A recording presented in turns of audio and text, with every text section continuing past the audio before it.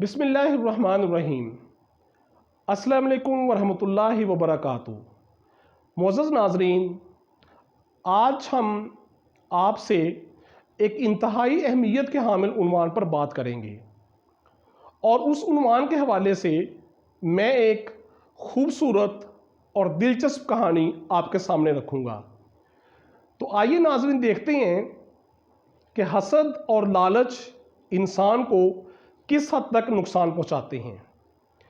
एक बहुत गरीब आदमी एक कस्बे में रहता था। अचानक उसका घर गिर पड़ा और वो बहुत परेशान हुआ। उसने लोगों से पैसे पकड़ा कर घर को बनाने का प्रोग्राम बनाया। अभी उसने घर की दीवारें बनाई थीं और जब छत तक पहुंचा, छत डालना भी बाकी थी, तो उसके पास पैसे ख़त्म हो गए। लिहाजा उसने सोचा कि सर्दी का मौसम भी आने वाला है, तो मैं घर की छत पर एक टाट डाल दूं ताकि वो छत का काम दे, और जो ही मेरे पास कुछ पैसे आएंगे और सर्दी का मौसम ख़त्म हो जाएगा तो मैं इस घर की छत डाल दूंगा। तो लिहाजा उसने टाट ख़रीदा और छत के ऊपर डाल दिया। इसी असना में उस मोहल्ले में एक चोर रहता था। उसके दिल में आया कि इसने तो बहुत अच्छा मकान बना लिया है, इस शख्स के पास काफ़ी पैसे होंगे। लिहाजा रात को उसने उसके घर चोरी करने का प्रोग्राम बनाया। वो चोर उसके घर की दीवारों पर चढ़ा, दीवार से चढ़कर वो छत पर गया। जो ही छत पर गया तो वो टाट की छत से नीचे गिर गया और नीचे सोए हुए उस गरीब शख्स के ऊपर गिरा। वो हड़बड़ा कर उठा तो देखा कि चोर था, और चोर अंधेरे का फ़ायदा उठाते हुए वहाँ से भाग निकला। चोर को बहुत अफसोस हुआ कि मैं चोरी करने के लिए भी गया और वहाँ से कुछ हासिल भी न कर सका, और इसी असना में उसकी एक टांग को बहुत ज़्यादा ज़रब आई। लिहाजा वो एक बेवकूफ़ बादशाह के दरबार में गया और उससे कहने लगा कि ए बादशाह सलामत, मैं फ़लाँ घर में चोरी करने के लिए गया था, तो जब मैं छत पे गया तो मैं नीचे गिर गया। चूँकि वो छत जो है वो बिल्कुल गैर पायदार थी और एक टाट की छत थी, लिहाजा मेरी टांग टूट गई है। तो बादशाह सलामत ने उस मकान के मालिक को बुलाया। कहने लगा कि जिस तरह से ये कहानी सुना रहा है इसी तरह से है।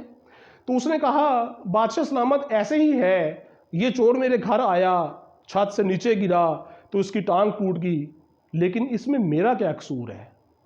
बादशाह ने कहा, वो घर तो तुम्हारा था। जल्लाद से कहा कि इसे पकड़ें और इसे फांसी के फंदे पर लटका दें। जब मालिक को पकड़कर फांसी के फंदे के पास लेके गए तो वो बादशाह के सामने गिड़गिड़ाने लगा और उसने सोचा कि अब मुझे बादशाह छोड़ने वाला नहीं है।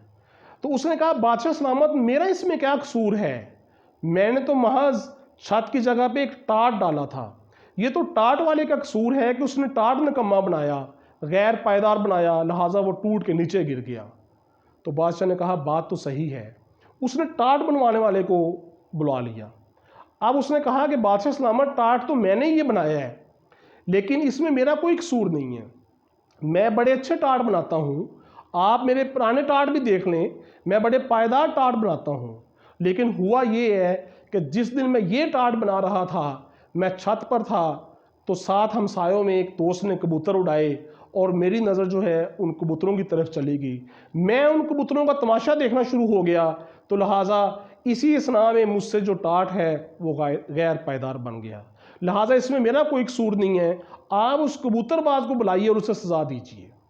तो बादशाह की दिमाग के अंदर ये बात समझ आई। उसने उस कबूतरबाज को बुलाया। कबूतरबाज ने कहा कि बादशाह सलामत, ये सही कह रहा है, कबूतर पालना, उड़ाना और उनका तमाशा देखना मेरा मशगला तो है, लेकिन इसमें मेरा क्या कसूर है।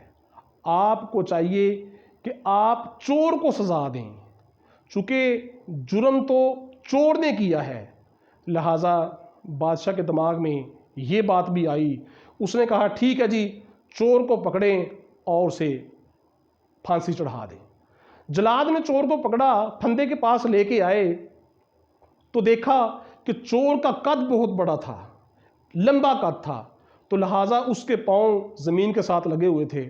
उसने बादशाह से अर्ज़ किया कि बादशाह सलामत, चोर को तो फांसी नहीं दी जा सकती, इसका तो कद बहुत लंबा है और पाँव ज़मीन को लगे हुए हैं।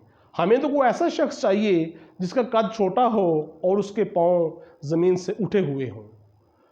तो लिहाजा बादशाह ने कहा कि अहमक, तुम्हें इतना भी नहीं कोई बंदा मिला कि तुम छोटे कद वाले किसी इंसान को ढूंढो और फांसी चढ़ा दो। लिहाजा वो गांव में जाते हुए एक छोटे कद वाले शख्स को पकड़ लाए और उसको फांसी के फंदे के पास ले आए।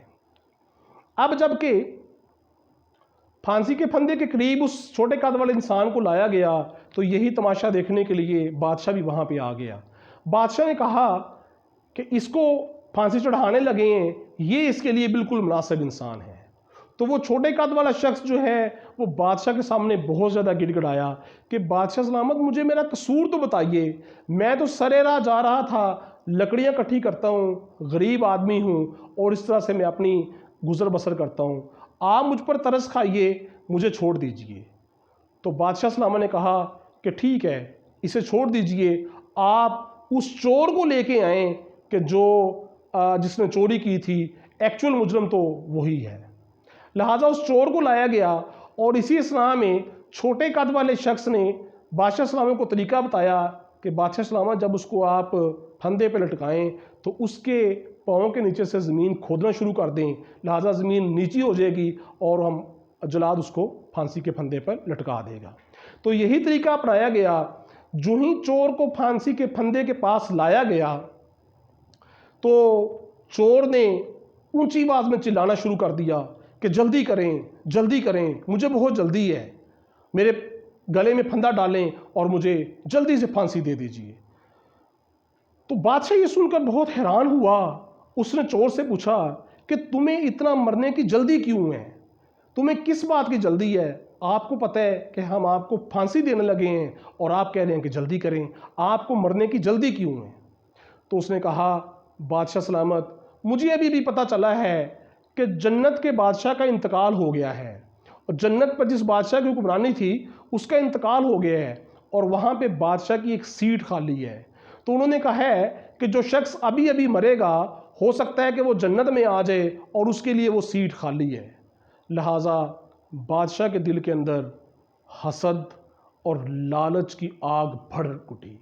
उसने कहा कि एक ऐसा इंसान कि जिसको मैं फांसी के फंदे पर चढ़ाना चाहता हूँ, मेरे हुक्म से वो फांसी के फंदे पर चढ़ रहा है, तो वो जन्नत में जाकर बादशाह बन जाएगा।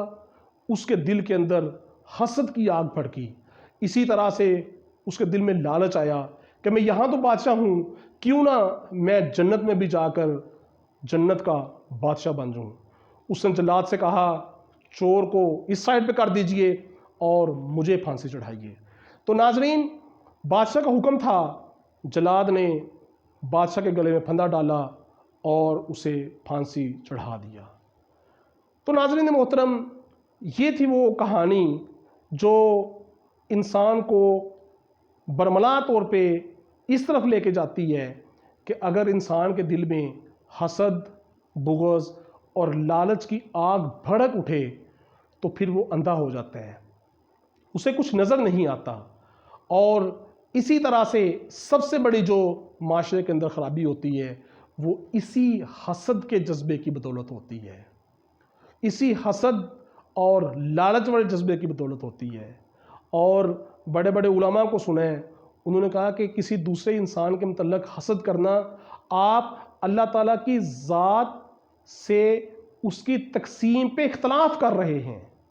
लिहाजा हमें हत्तल इम्कान कोशिश करनी चाहिए कि अपनी ज़ाती ज़िंदगियों में, अपनी माशरती ज़िंदगियों में और इज्तमाई ज़िंदगियों में लालच, हसद, बुग़्ज़ और इस तरह की दीगर बीमारियां जो हैं उनसे हत्तल इम्कान हमें बचने की कोशिश करनी चाहिए।